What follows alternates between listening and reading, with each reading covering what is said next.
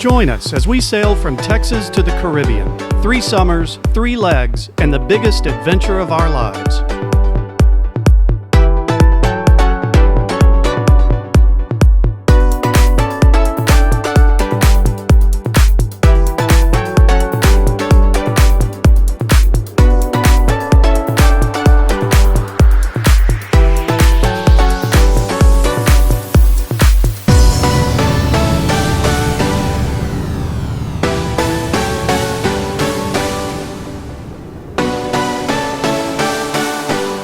Previously on Don Treader.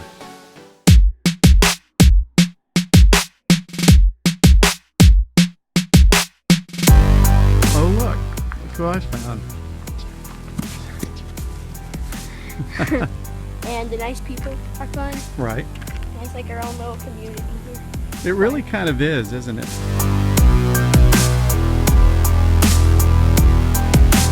Okay, so we were planning to leave tomorrow. Come again? We've officially made more progress than we did last year on leg 1. So we're all very happy, and everyone said, Yahoo! Yahoo! Yahoo! Yeah, stop it! Day 1.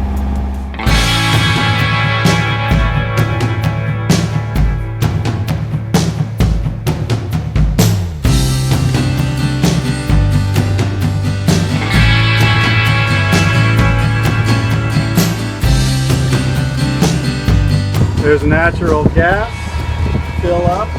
You can see what it looks like over here. And then there is the coal, fill up. And you can see what that looks like over there. Pretty nasty, pretty clean. Our plan for this first day is to take the ICW past Port Arthur, then head east through the Neches Cut to the Ellender Bridge, and finally to an anchorage at Bayou, Choupique.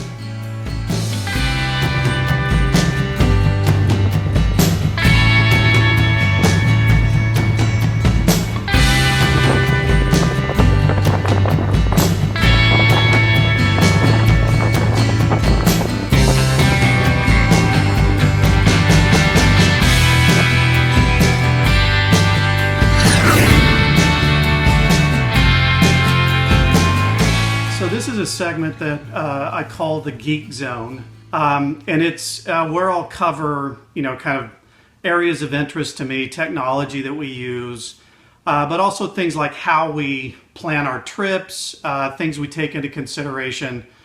The reason for this is that when I very first started sailing and thinking about, getting out there and cruising, it's really intimidating. I mean, how do you start?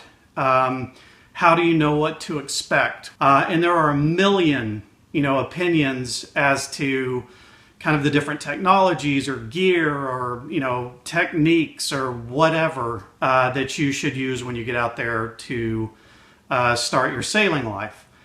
And so this will be really kind of geared toward new sailors who are just wondering, how to get started. That's what this section is all about.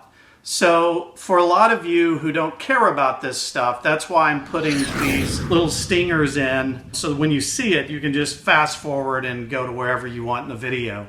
But for those of you that are interested, we think this is kind of pretty cool stuff.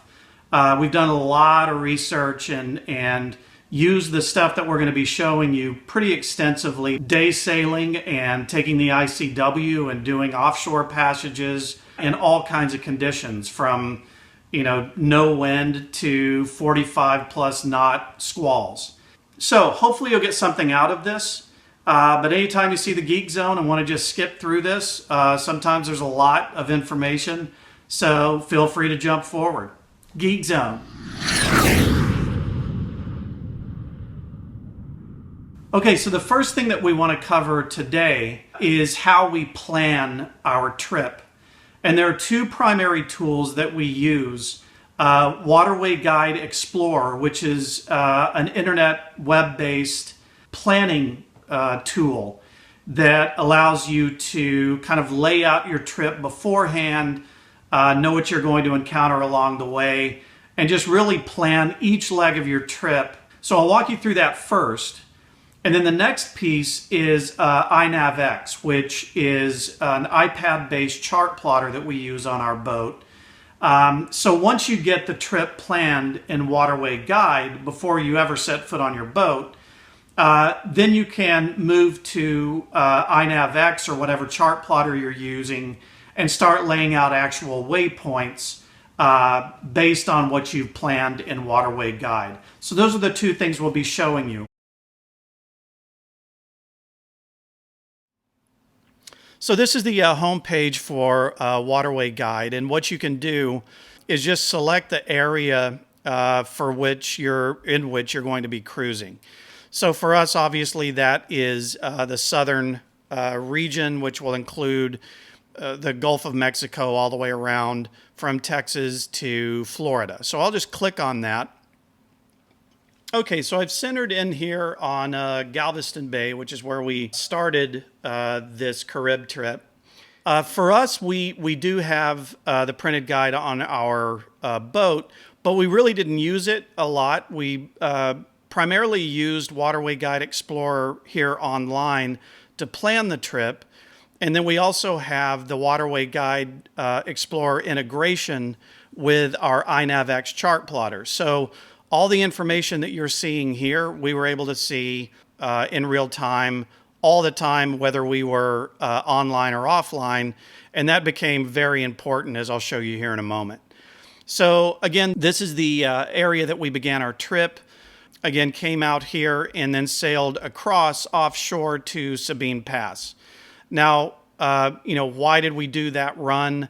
Well, I wanted to get a short offshore run in for the boys before we hit the ICW, because from Sabine Pass really to New Orleans, it was all going to be ICW. And we did that so we could take short hops and anchor each night. The boys, I don't think, were just quite ready for full-on 24-hour shifts for a week on end. So anyway, this was our first pass, and the way that I planned this run was not only just, okay, this is a close inlet, but what you can do is click on this measurement tool, and I'll close that real quick. Assume whatever cruising speed you're going to have. For us, I always assumed 5 knots, just taking it slow. So leaving from this spot, coming out of the channel, I'll click there. And then how far is it over to the Sabine Pass inlet? And you see that it's roughly 45 miles.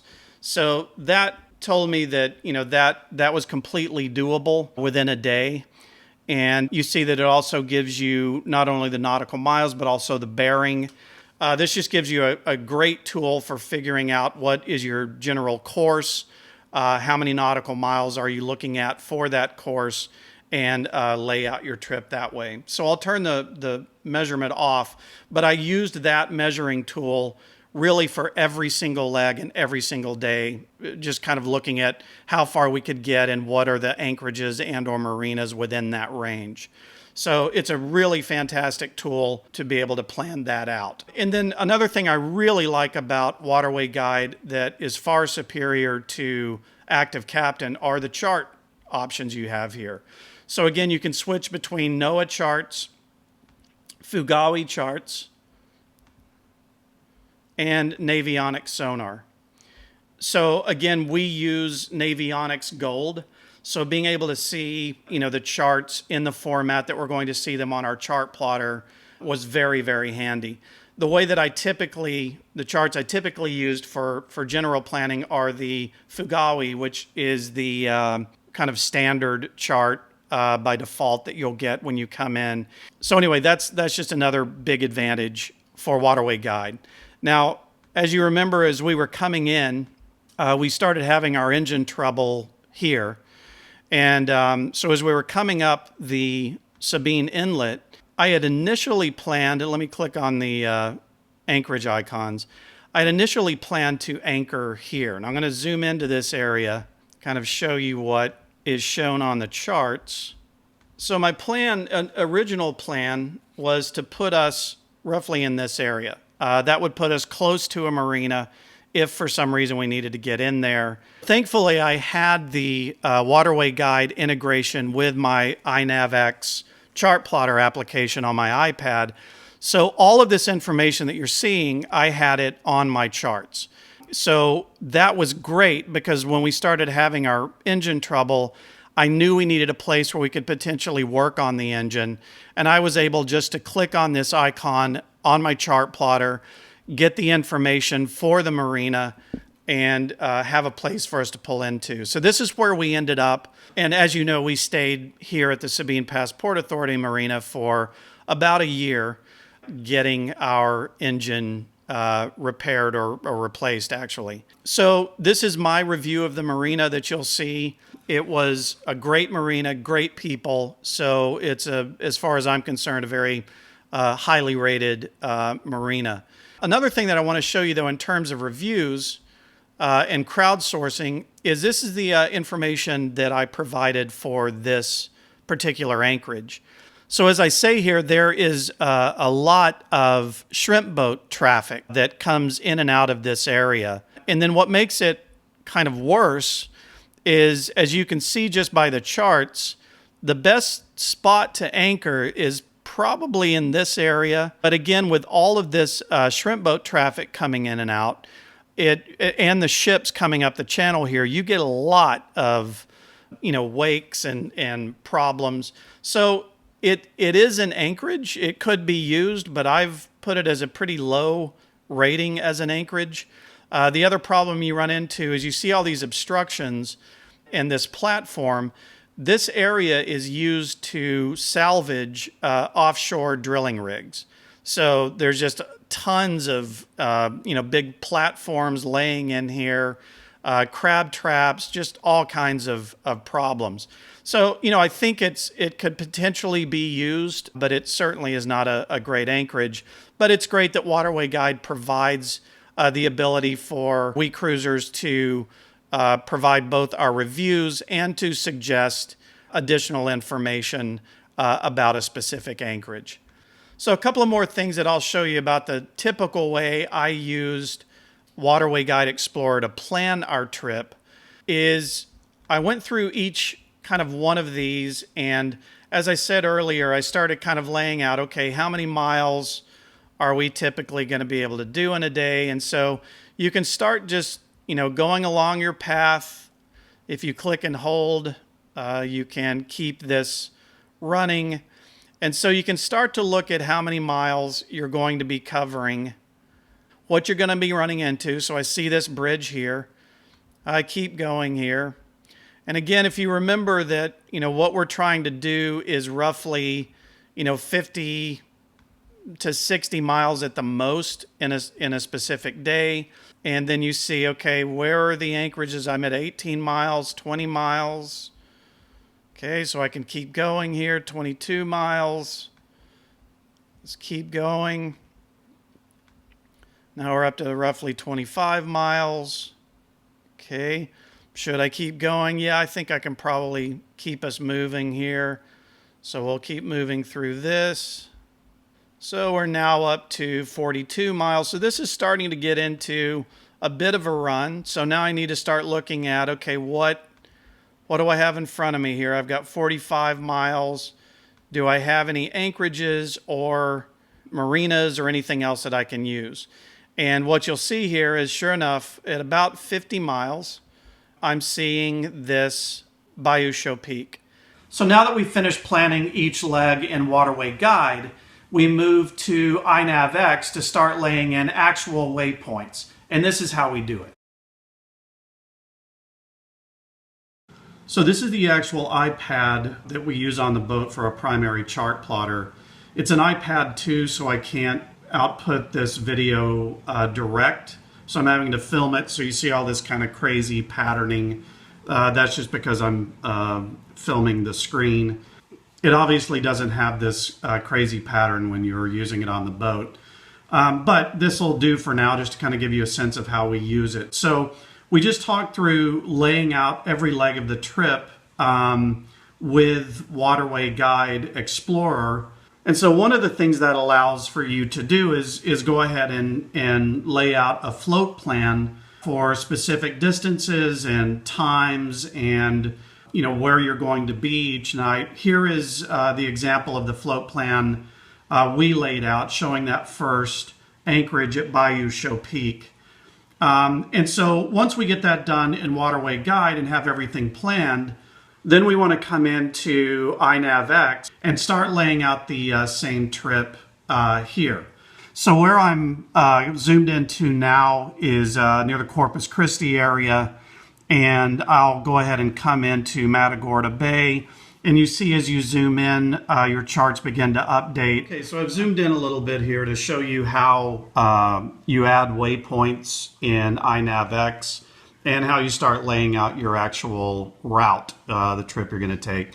So let's say that I wanted to start my route coming up the ICW entrance here off of Matagorda Bay. So all you do here is just touch a specific point, and that will bring up information specific to that location, those coordinates. You see the coordinates up top.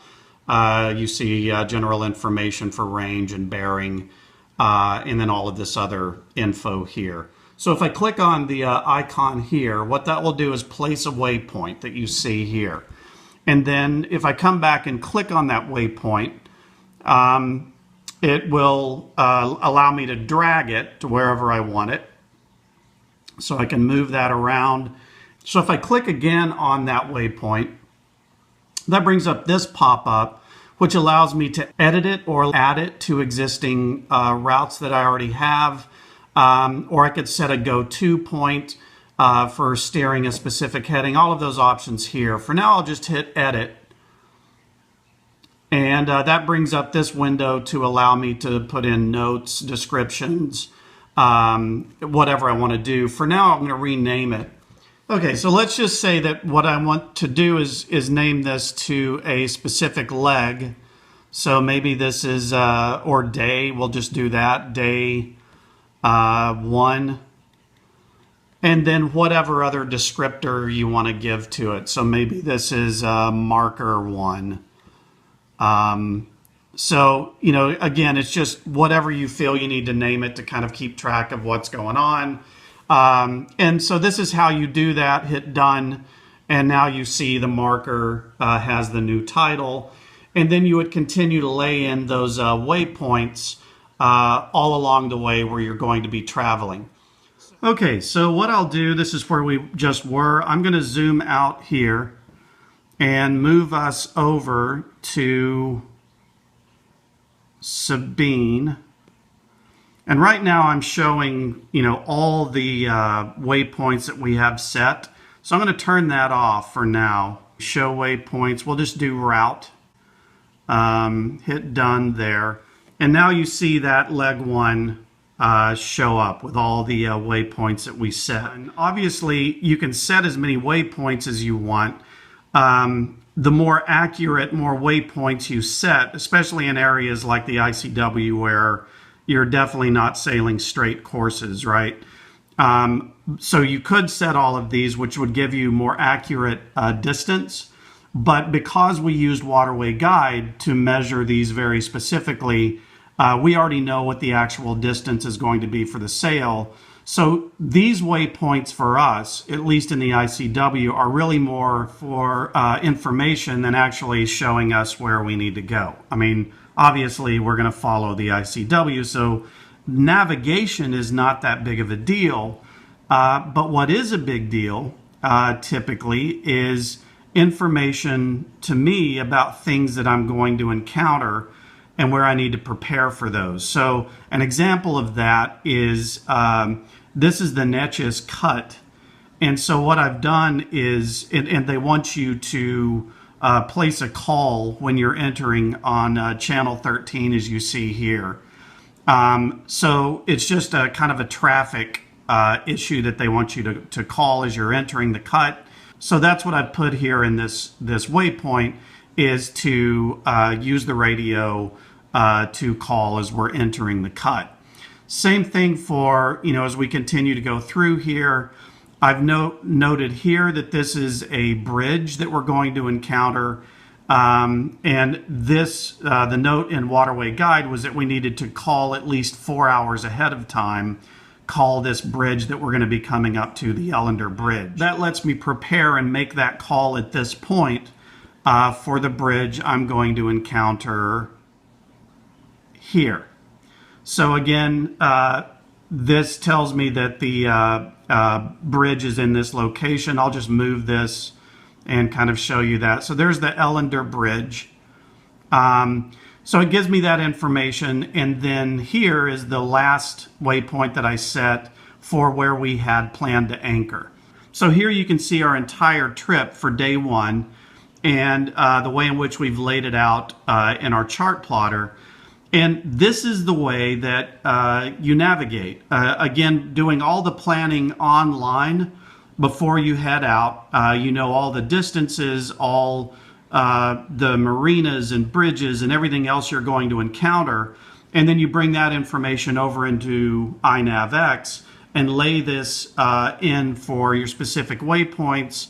And again, you can label or put in descriptions for each of these things to prepare you for what you're going to be running into as you move along. So it's just a fantastic integration that allows you to really go out with quite a bit of confidence of what you're going to see. Because again, when you're cruising, you're always going places that you have no idea about. And so between chart plotters and planners like Waterway Guide Explorer and their printed guides and all of that information really takes the edge off of going out and exploring the world.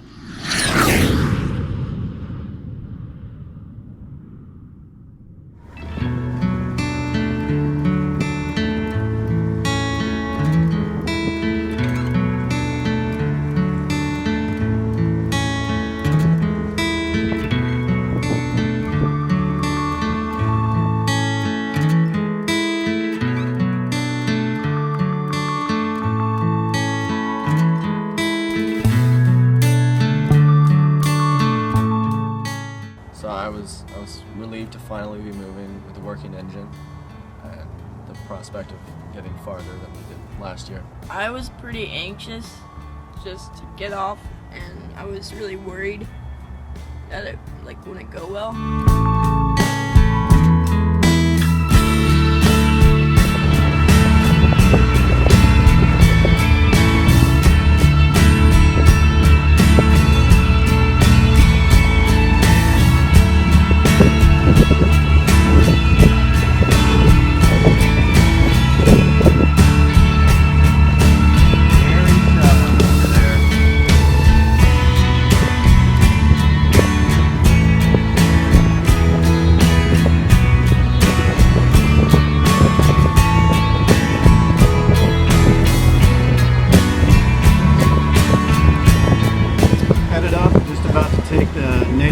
Cut. They want you to call on VHF 13 when you're entering that cut, so get ready to do that.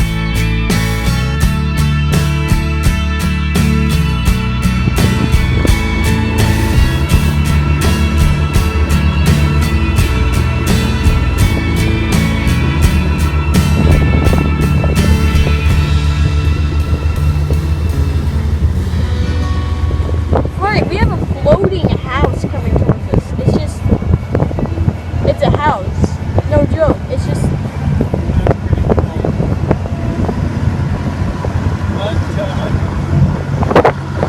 That's crazy. Oh, this you crazy mother.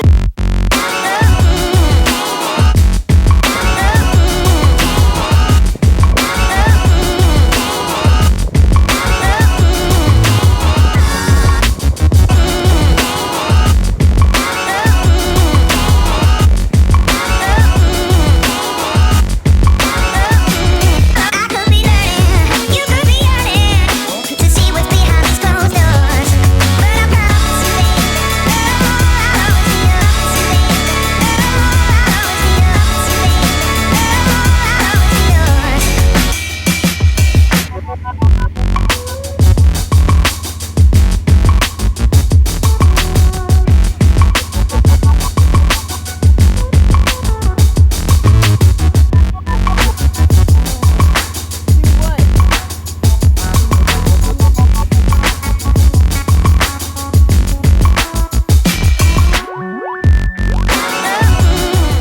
So, like you said, the droning of the motor was real annoying, and it just got really monotone after a while and boring.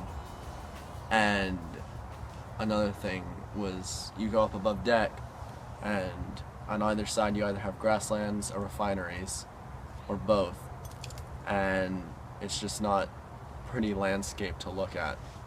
And then every now and then you'll see a tugboat or something, and there's just not anything cool that happens while you're on the ICW. I missed like the intensity Of sailing, of actual sailing, not just laying around and doing nothing while the boat just motors on. It just droned on and on and on. It was just repetitive and boring, and it's just like in regular sailing, it's hardcore sailing. That's what I like. It's sailing in a gust of wind and yelling, "There she goes." It's pretty Very awesome. So here we are waiting on the, what is this? The Ellen, what? Waiting on, what is it? The Ellender. We're waiting on the Ellender Bridge to open. So, Waterway Guide has a number that you're supposed to call 4 hours or more in advance.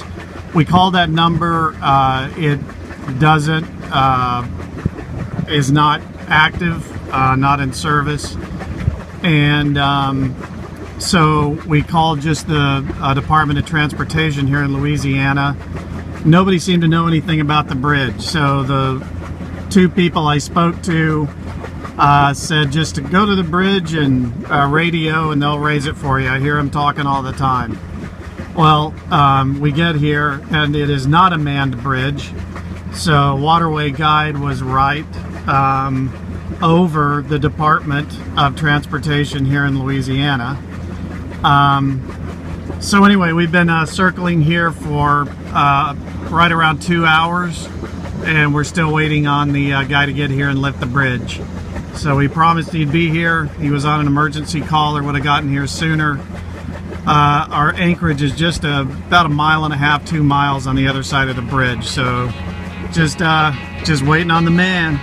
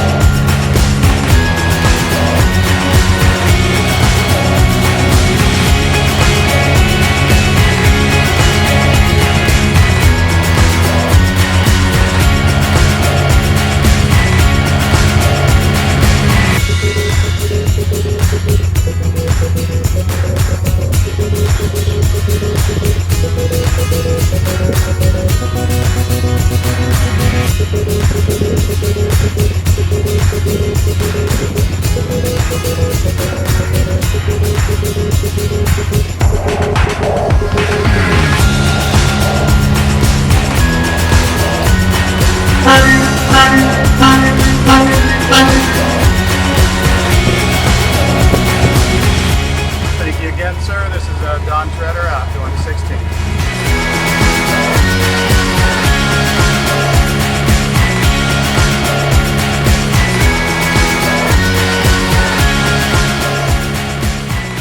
Once we got there, we found some problems. But again, thankfully, with my integration in iNavX, I was able to see this other anchorage right up here.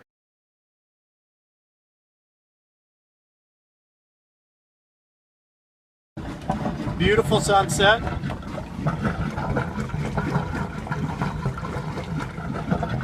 Beautiful anchorage.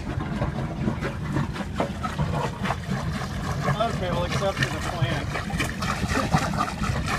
But it really is pretty this, and so here we are killing the engine at our first anchorage.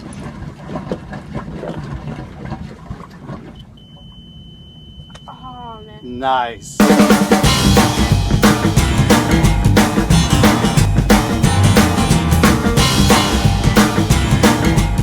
We've got some tuna steaks grilling. And we're hanging out in the cockpit at anchor. What do you think, boys? Very relaxed. And what are we listening to? Our War by One Republic. One Republic, Our Reward. And there's the plant in the background. It's actually kind of pretty. And where's Pepper? Right here. Oh, there she is. And there's some big fish jumping behind us. It's gonna be a good night. All right, see you guys. We're gonna have some dinner.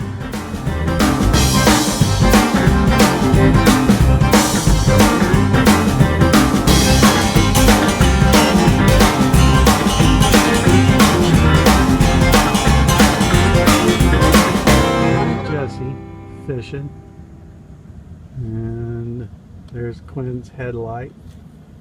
He's up there fishing as well. It's 10 p.m. and Pepper and I are sitting here in the cockpit watching the boys trying to catch ginormous fish. And Jess, what's your biggest fear? Alligators. Alligators. They're out there. And falling in. Those two things go hand in hand. Yeah. And here's Pepper. Hey, baby. So we're at anchor here, and have the air conditioner running, generators running obviously, and it's very, very comfy. It's really nice. Kind of like this. We're in a very secluded anchorage, so it's not a problem running the generator here, and it's a really hot night. So anyway, just luxuriating after a great meal that Jesse cooked, and hanging out and enjoying ourselves.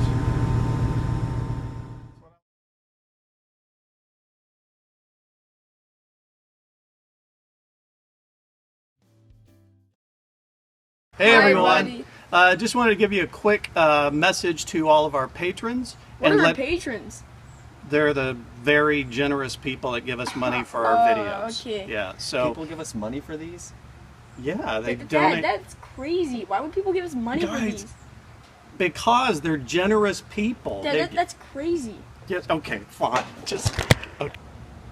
Okay, so as I was saying, I just wanted to thank all of the patrons for being very generous and giving us money for the videos, which is a little crazy, but hey, thank you. So I want to also let you know that only on our patron page we will be providing behind the scenes videos of what we think about what we're heading into, and just kind of the mindset of being out there cruising. So hope you guys enjoy that. Just a little bit of an extra for all of our patrons. Thank you very much for your support, and look forward to seeing you the next episode. I will now untie my children.